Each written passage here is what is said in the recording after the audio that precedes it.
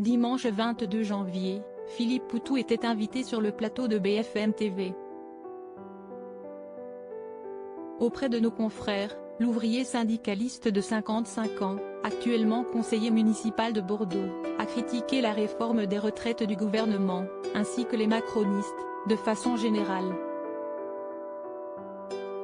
Quand on les écoute, on a quand même l'impression que c'est un peu des guignols, a-t-il lâché, en estimant que les différents ministres jouent et s'amusent avec les manifestants, les situations sociales qui sont quand même très dures, et ils le savent moins. Catégorique, celui qui a été candidat à la dernière élection présidentielle a déclaré, en guise d'avertissement, « Il y a tous les éléments pour qu'on ne s'entende pas et pour que ça dégénère ». Philippe Poutou s'en est ensuite pris à Emmanuel Macron et à Olivier Véran, en taclant leur attitude face aux Français, qui ne sont majoritairement pas favorables à la réforme des retraites. Ça joue aux cons. Ou ça nous prend pour des cons.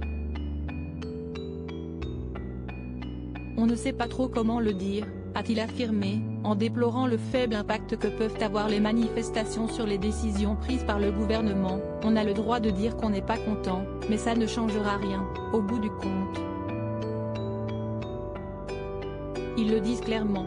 Supérieur à remaniement d'Emmanuel Macron, découvrez les ministres du gouvernement Borne-Train pouvoir juger arrogant envers les Français. Philippe Poutou a ainsi assuré, auprès de la chaîne, que ce manque de réaction de la part du gouvernement pourrait entraîner un durcissement du mouvement de contestation à l'encontre de la réforme des retraites. Cash, il a également dénoncé un foutage de gueule, qui dure depuis très longtemps, avant de reprocher aux hommes politiques d'écraser les gens. Ce à quoi la population riposte, comme il l'a souligné, on est dans une période où il y a la possibilité, enfin, d'une réponse à la hauteur des problèmes qu'on a. On subit ces discours-là depuis très longtemps, et bien avant Macron. Cette sorte de cynisme permanent, cette arrogance du pouvoir qui montre qu'il n'a pas peur.